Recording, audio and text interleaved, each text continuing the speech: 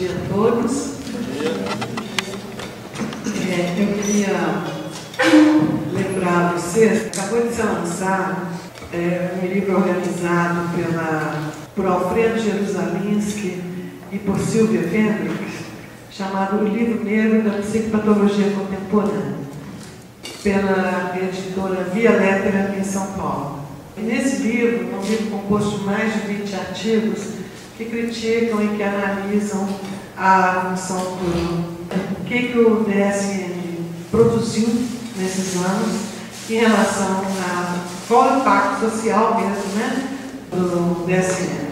Eu vou me referir a uma introdução de um elemento que tem nesse livro.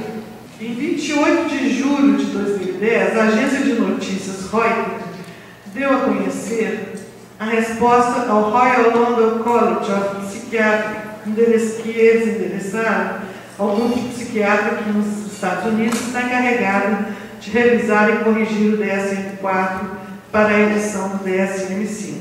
Essa resposta foi originada por uma consulta na qual o grupo americano solicita de seus colegas britânicos opiniões e recomendações surgidas da aplicação do DSM-4 desde 1992 até a atualidade. Nela, os psiquiatras ingleses manifestam que a aplicação do DSM-4 tem produzido ao menos 3 epidemias falsas. Primeiro, o transtorno bipolar. Segundo, o transtorno de déficit de atenção e hiperatividade. Terceiro, o autismo infantil. Como você sabe, o espectro autista foi ampliado de tal maneira que hoje nós temos 1 em cada 150 crianças da população sob efeito desse diagnóstico do espectro autista. Então, nesse livro, vocês vão encontrar vários colegas debatendo essa questão. E o que eu venho trazer hoje aqui, a minha contribuição para essa discussão, é a respeito do efeito bumerangue da classificação psicopatológica na infância. A consequência da suposta objetivação da psicopatologia, tal como sistematizada no Manual Diagnóstico Estatístico dos Transtornos Mentais, reduz a criança a uma linhagem médica que lhe é alheia e não contempla seus laços sociais primários. Os quadros encobrem não apenas a consideração da diacronia na qual o sujeito se constitui, mas também destituem a singularidade que se produz por efeito do engaste do sujeito nos traços identificatórios de sua filiação. Reduzida a orientação do saber médico, a criança perde sua linhagem cultural originária. Nela, decalca-se um nome que, além de anônimo, a classifica como pertencente a outra família, de genealogia médica. A incidência da morbidade sobre o desejo que uma criança condensa constitui uma lesão que pode atingir a rede de significações nas quais a criança se estrutura em sujeito. Na medida em que a saúde é fiadora da sustentação do ideal do qual o filho é promessa, o efeito de um diagnóstico de transtorno psiquiátrico pode atingir a subjetivação da criança. O que faz o DSM? Antecipar quadros que só seriam, vamos dizer, que são apenas hipóteses, que não têm como ser confirmados, a não ser numa posterioridade. Só que ao antecipar, eles estabelecem a criança nesse lugar. Assim, a impotência representada pela doença impede que a criança concreta coincida com a criança idealizada pelos pais, já que não pode responder de onde é esperado, não pode alimentar a ficção que a sustém na posição que lhe foi atribuída. Constatada a insuficiência da sua própria interpretação sobre as manifestações da criança, os pais suspendem seu desejo de filho ideal. Essa insuficiência manifesta no distúrbio psicopatológico, atinge os agentes familiares que não detêm o saber especializado para tratá-lo. A nomeação diagnóstica pode adquirir tamanha valência que destitui o nome próprio da criança, substituindo pela identidade social conferida pelo nome da síndrome, em que a medicina localiza, define e torna transparente a estranheza. A valência do déficit assume um estatuto imaginário tal que o sobredetermina, submetendo uma criança aos avatares que constringem a sua subjetivação. Era isso, então, gente, que eu tinha a dizer sobre o mal-estar que o diagnóstico que o DSM provoca em mim. Obrigada. Eu vou fazer uma fala que é baseada em um texto que que eu fiz junto com Christian Burger da USP. Nós demos o nome de A Psicopatologia Prática do DSM no Brasil. É um texto que foi feito a partir de um caso de uma psicóloga do Rio que anunciou que ela curava homossexuais. Em julho de 2009, a imprensa brasileira destacou o caso de uma psicóloga punida pelo Conselho Federal de Psicologia por oferecer aos seus pacientes um tratamento que supostamente curava a homossexualidade. Ao ser interpelada sobre sua prática, a profissional apela para a Organização Mundial de Saúde, que adota como categoria do DSM a chamada homossexualidade hemodistônica. O que vamos discutir hoje não é o cinismo, o preconceito patente ou uma ambígua pertinência dessa categoria que permitiu o erro técnico contido na defesa da psicóloga, mas o discurso no interior do qual ele se apresenta como uma defesa possível, naquilo que é descrito como anomalia, e justifica automaticamente a necessidade de sua erradicação e inversão com o público. Entendemos que a chave para entender esse discurso encontra-se na ideia de uma operacionalização nominal do sofrimento e do mal-estar que chamamos de formalismo normativo. Ou seja, o DSM ele parte do princípio de que todas as possibilidades de mal-estar devem estar catalogadas. Tem uma grande ambição totalizante, de que tudo esteja ali catalogado e classificado. Abordaremos, então, a punição imposta à psicóloga a partir de duas perspectivas.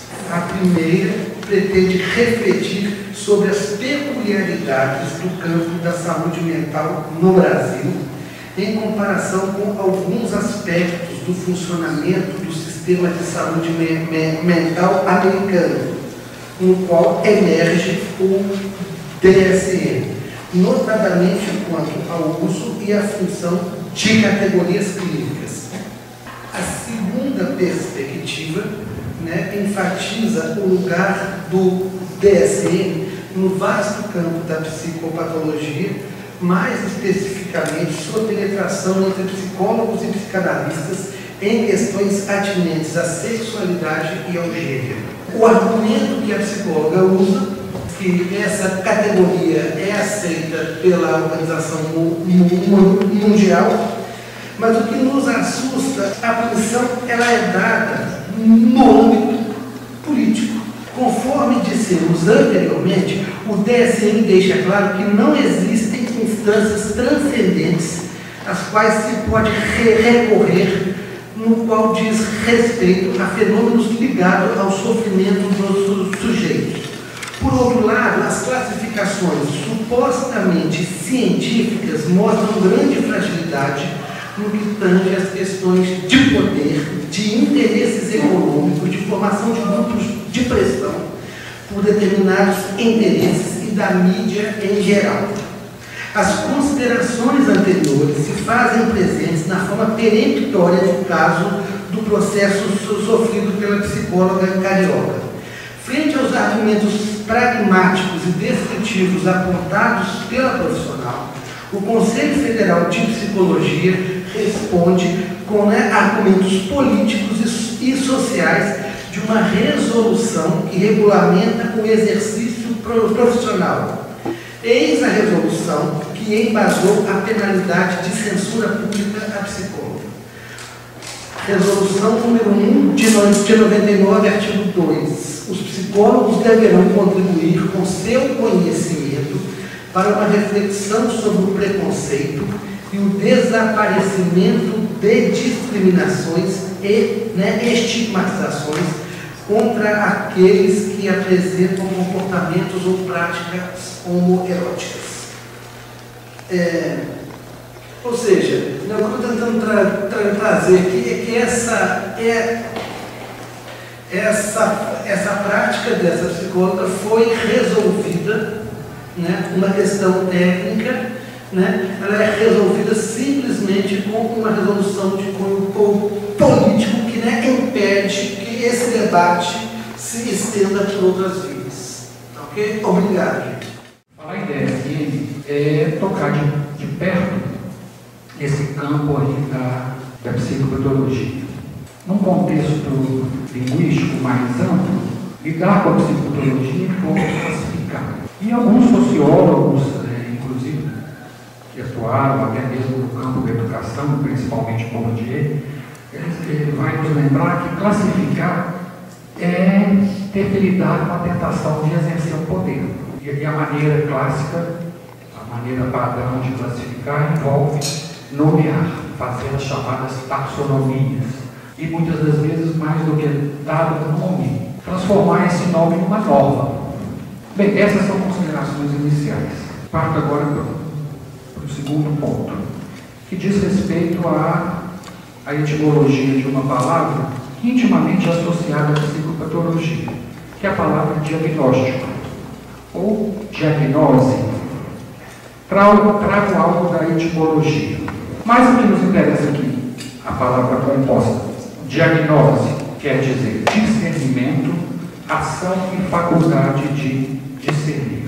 O que a gente observa já desde a etimologia dessa palavra é que a ideia de atravessamento está, portanto, presente no espaço e no tempo dos sujeitos envolvidos na diagnose.